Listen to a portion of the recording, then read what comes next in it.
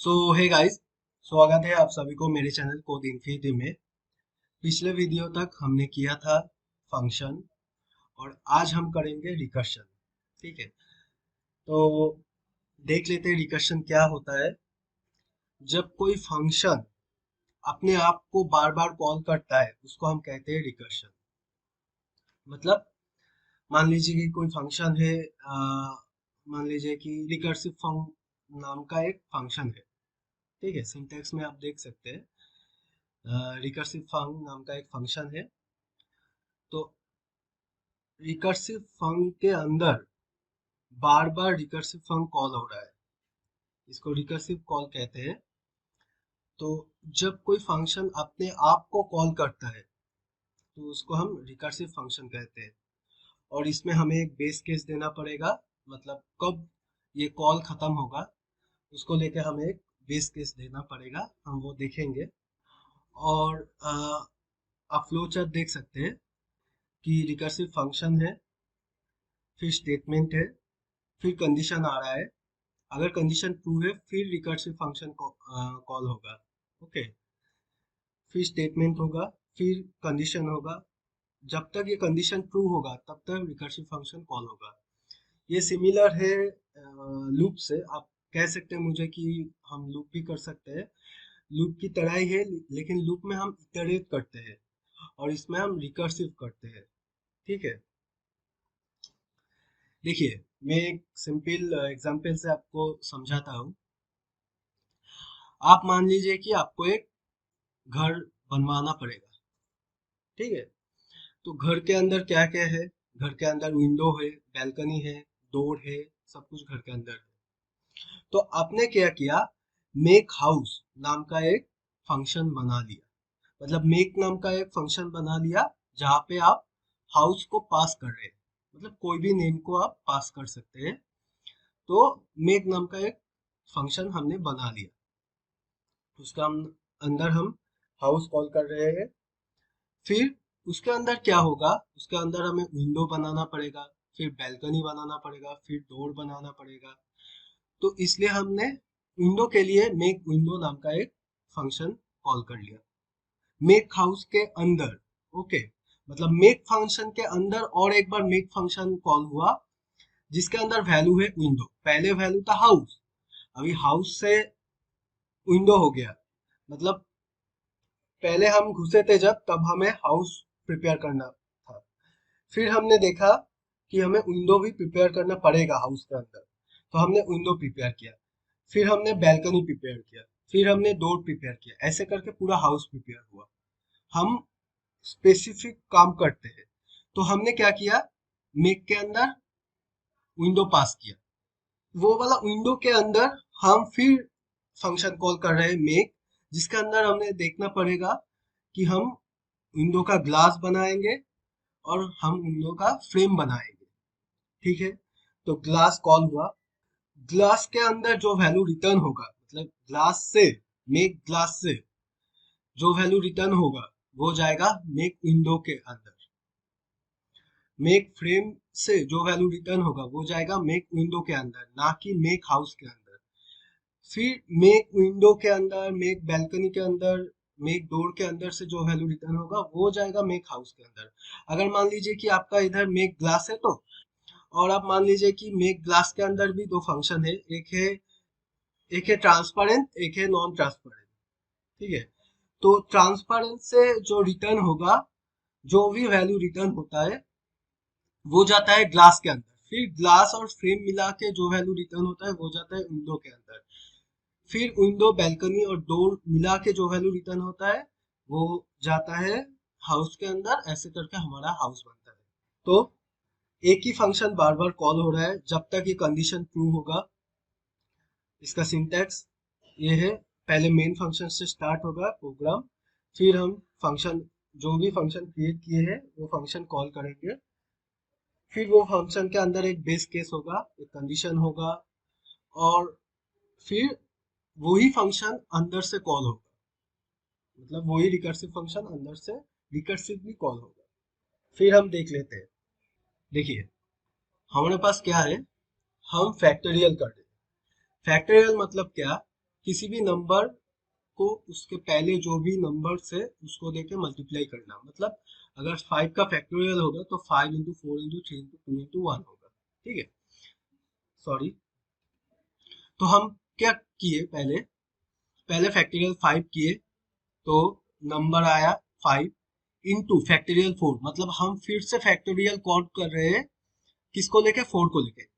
Similar इसकी तरह पहले हम हाउस को कॉल किए थे, फिर हाउस के अंदर हम विंडो को कॉल किए, मतलब उससे कम जो एलिमेंट है, उससे छोटा जो एलिमेंट है, हम पार्ट पार्ट में डिवाइड कर लिए।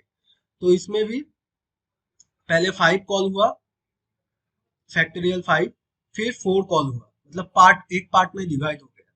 फिर 4 से क्या हुआ, हमें 4 नंबर मिल गया, फिर फैक्टोरियल 3 कॉल हुआ, इस फंक्शन के अंदर ही हो रहा है।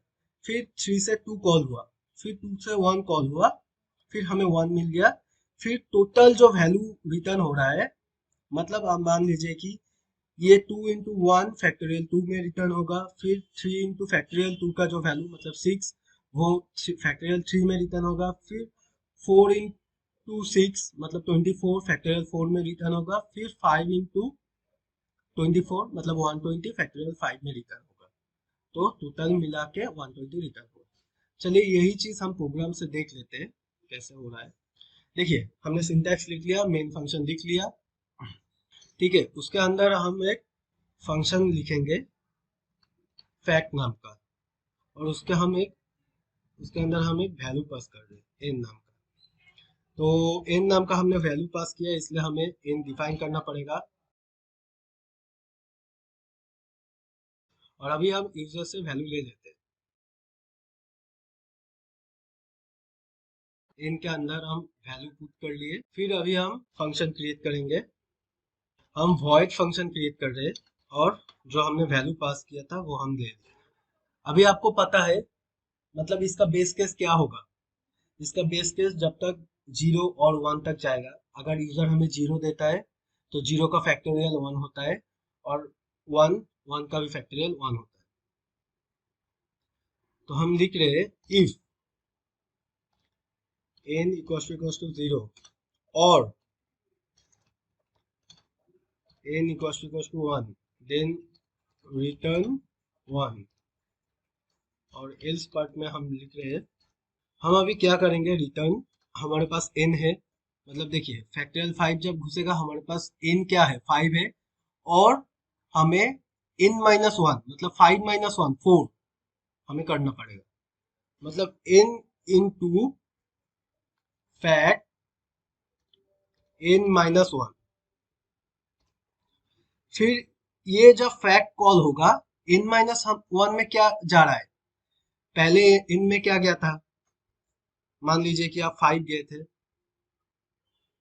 इफ स्टेटमेंट में नहीं गया क्योंकि n नॉट इक्वल टू 0 और 1, n equal to 5, so else statement पे आया है। अभी एल स्टेटमेंट में क्या हुआ, रिटर्न क्या किए, n इंटू, अभी ये फैक्ट का काम होगा, ठीक है। फैक्ट में क्या जा रहा है, 4 जा रहा है, तो अभी इनमें क्या किया, 4।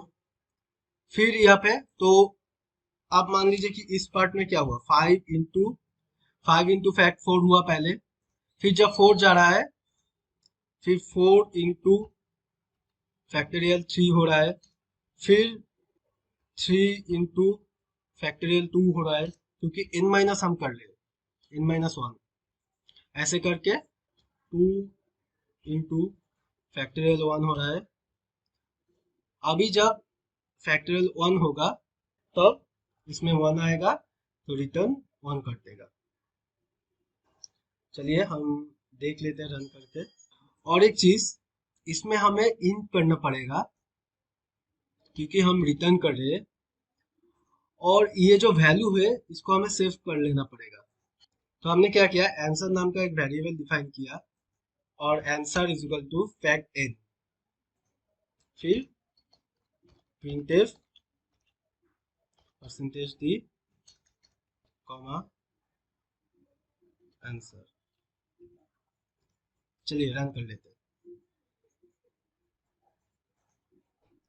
इंटर द नंबर 5, देखिए 120 प्रिंट हो रहा है। इसमें हम थोड़ा मॉडिफाई कर लेते हैं। हमने क्या लिखा, the factorial of n is answer, मतलब परसेंटेज डी में n का वैल्यू लगेगा और सेकंड परसेंटेज डी में आंसर का वैल्यू लगेगा। देखिए, एंटर द नंबर, हमने 5 दिया, द फैक्टोरियल ऑफ 5 इज 120। आया आपको समझ में? हमने यहाँ पे यूजर से वैल्यू ले लिया, फिर फैक्टोरियल नाम का फैक्ट नाम का एक वेरिएबल डिक्लेयर कर लिया, उसके अंदर हम n पास किए, तो n यहाँ पे आया है, तो n का वैल्यू है सपोज 5। तो क्या हुआ, 5 into factorial of n minus one 4, ये factorial of n minus one, फिर ये वाला काम होगा, मतलब ये लाइन पे जब आएगा ना, फिर ये वाला काम होगा, लेकिन वैल्यू क्या लेके होगा, 4 लेके होगा। फिर जब आएगा, फिर ये वाला काम होगा वैल्यू 3 लेके, फिर से वैल्यू 2 लेके और 1 लेके जब होगा तो रिटर्न ऑन कर देगा। आशा करता हूँ आपको समझ में आया है। चलिए फिलहाल वीडियो में बस इतना ही, मैं जल्दी ही और एक नया वीडियो लेके आऊंगा। तब तक के लिए कीप लर्निंग, कीप ग्रोइंग। जय हिंद।